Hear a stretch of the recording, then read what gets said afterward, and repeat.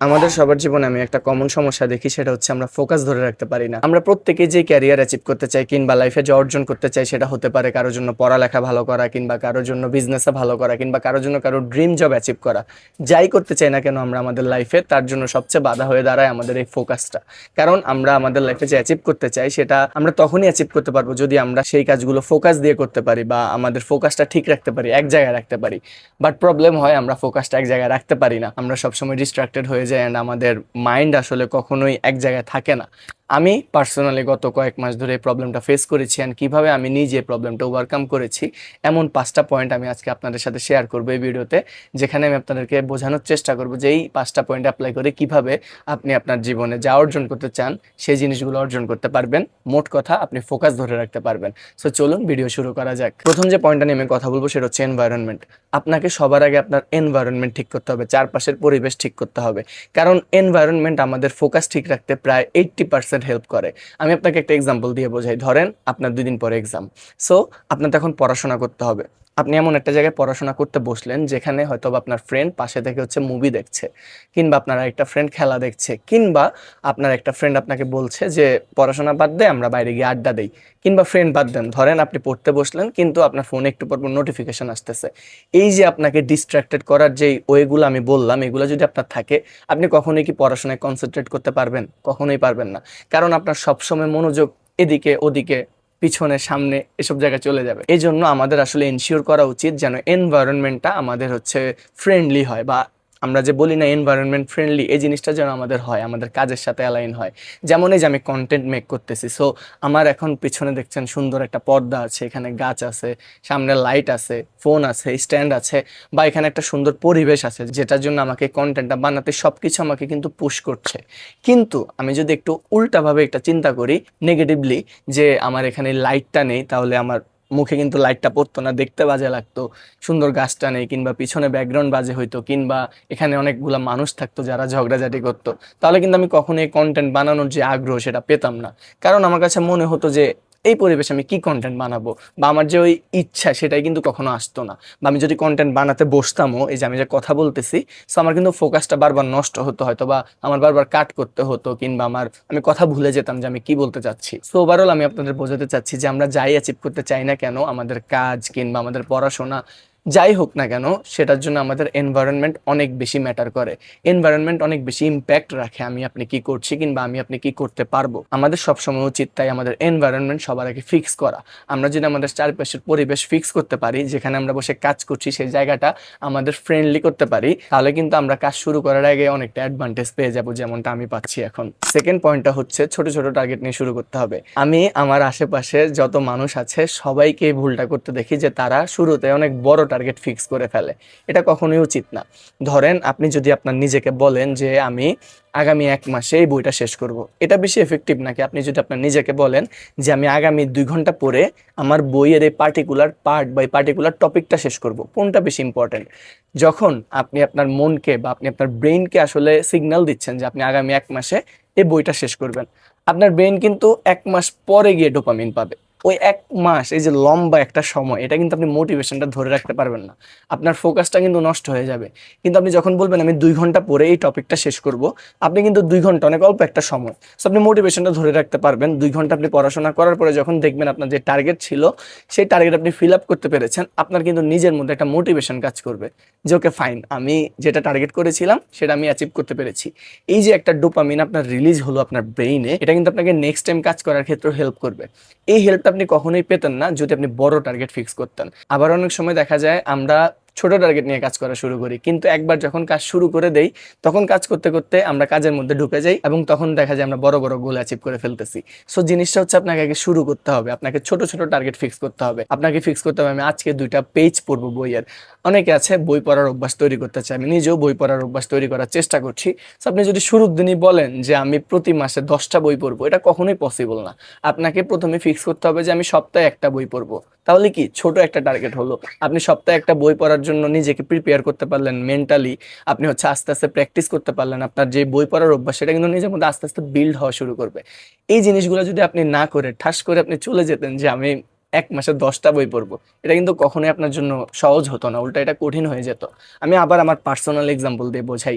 আমি এখন চেষ্টা করছি প্রতিদিন একটা কন্টেন্ট দেওয়ার ফেসবুকে অ্যান্ড ইউটিউবে। সো আমি যদি আগেই ভাবতাম যে আমি প্রতিদিন একটা কন্টেন্ট দিব না, আমি প্রতিদিন 3টা কন্টেন্ট দিব, আমি মাসে 90টা কন্টেন্ট দিব, তাহলে কি এটা আমার জন্য ফিজিবল হতো?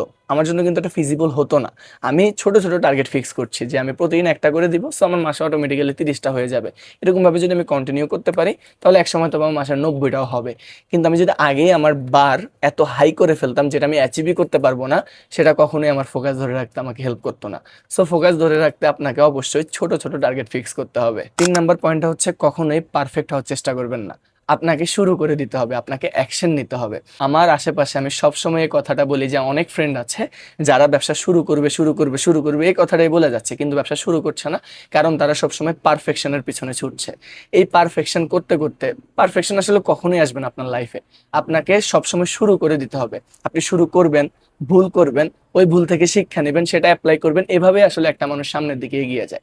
আপনি যদি চিন্তা করেন যে আমি একদম পারফেক্ট হয়ে সবকিছু শুরু করব, আপনার কখনো শুরুই করা হবে না, আর পারফেক্ট অনেক দূরের কথা। আমি আবার আমার পার্সোনাল এক্সাম্পল দিই। ধরেন আমি কন্টেন্ট বানাতে চাই, এখন আমি যদি একদম পারফেকশনের চিন্তা করে বসে থাকতাম, আজকে আপনারা আমাকে যত মানুষ ফলো করছেন, যারা চিনছেন, তারা তো চিনতেনই না, কারণ আমি পারফেকশনের চিন্তা করে বসে থাকতাম, আমি অ্যাকশন নিতাম না।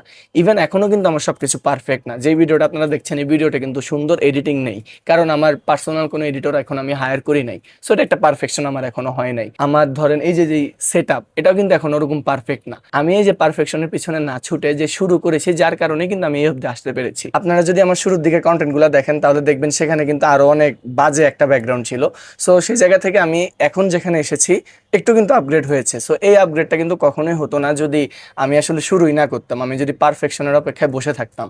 সো আমাদেরকে সবসময় আসলে শুরু করতে হবে, অ্যাকশন নিতে হবে, করতে করতে দেন আস্তে আস্তে আমরা পারফেকশনের দিকে যাব।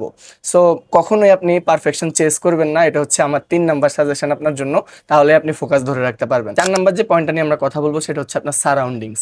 সারাউন্ডিংস বলতে আমি আপনাকে বোঝাচ্ছি যে আপনি আসলে কোন মানুষের সাথে চলেন, আপনি আসলে কাদের সাথে সবসময় আড্ডা দেন বা হচ্ছে টাইম স্পেন্ড করেন। আপনার আশেপাশের মানুষ যদি ভালো হয়, যারা আপনাকে সবসময় পুশ করবে এরকম হয়, তাহলে কিন্তু আপনি দেখবেন আপনার লাইফে আপনি আরো অনেক দূর এগিয়ে যাচ্ছেন খুব সহজেই।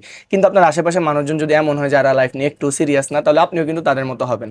আমরা একটা ডায়লগ কিন্তু সবসময় শুনি, ডায়লগ বা উক্তি, যে তুমি যে 10 জনের সাথে চলছো তারাই আসলে ডিসাইড করে তোমার ভবিষ্যৎ কেমন হবে।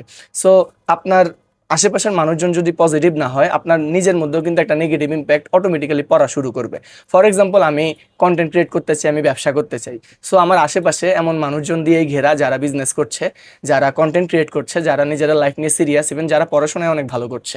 এখন আমি যদি এমন মানুষের সাথে চলতাম যারা পড়াশোনাও করে না, যারা কাজও করে না, যারা তাদের লাইফ নিয়ে সিরিয়াস না, যারা হয়তো বা আড্ডাবাজি করে বেড়ায় কিংবা ঘোরাঘুরি করে বেড়ায়, আমি বলছি না আপনাকে আপনি ঘোরাঘুরি করবেন না, অবশ্যই করবেন, বাট আপনাকে অবশ্যই আপনার লাইফের যে গোল সেটার সাথে আসলে ফিক্স থাকতে হবে, সেটার সাথে আসলে আপনাকে পরিশ্রম করতে হবে। কিন্তু আপনি যদি সবকিছু বাদ দিয়ে শুধুমাত্র ঘোরাঘুরি করেন কিংবা ভবঘুরে একটা জীবন কাটান, তাহলে এটা আসলে কখনোই আপনি যে গোল অ্যাচিভ করতে চান সেটা আপনাকে অ্যাচিভ করতে হেল্প করবে না।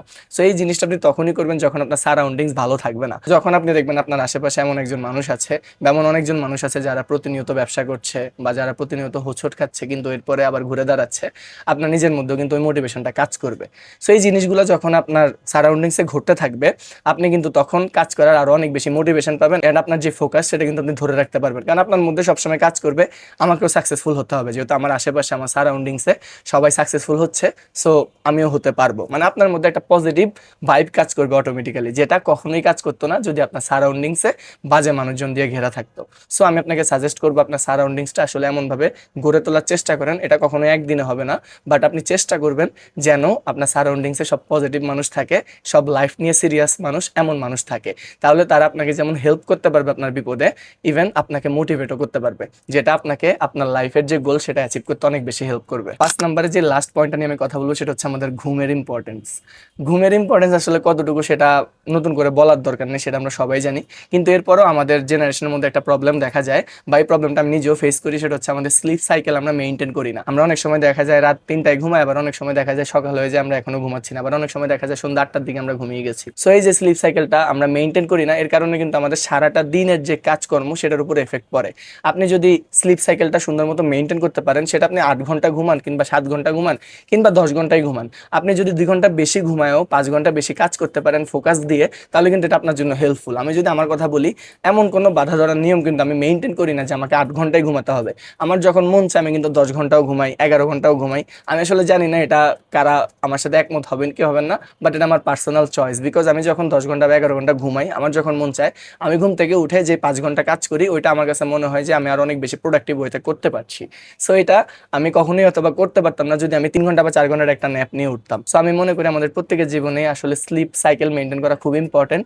আমরা যদি স্লিপ সাইকেল মেনটেন করতে পারি প্রপারলি, দ্যাট মিনস আমাদের ব্রেনকে যদি রেস্ট করাতে পারি, আমাদের বডিকে যদি রেস্ট করাতে পারি, তাহলেই আমরা ফোকাস দিয়ে আমাদের যে কাজগুলো আছে সেগুলো করতে পারবো। আমরা আমাদের ফোকাস ধরে রাখতে পারবো। আমাদের সারাদিন যে ঝিমঝিমে যে ব্যাপারটা, এটা কিন্তু আর কাজ করবে না।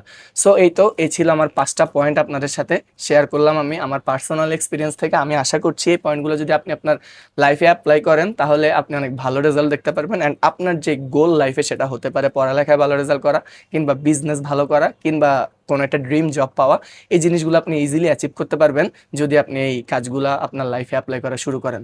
কোনো কিছুই আসলে ইজি না, বাট এরপরও আপনার লাইফের যে গোল সেটা অ্যাচিভ করতে একটু রাস্তাটা সহজ হবে যদি আপনি এই জিনিসগুলো অ্যাপ্লাই করেন। অ্যান্ড আপনার লাইফ অনেক ভালো হবে 8-10টা মানুষের থেকে। আপনার সাথে আমার দেখা হবে পরবর্তীতে কোনো ভিডিওতে। যদি এই ভিডিওটা ভালো লেগে থাকে তাহলে ফ্রেন্ডের সাথে শেয়ার করে দিন, আর আমাকে এখনই সাবস্ক্রাইব করে রাখুন।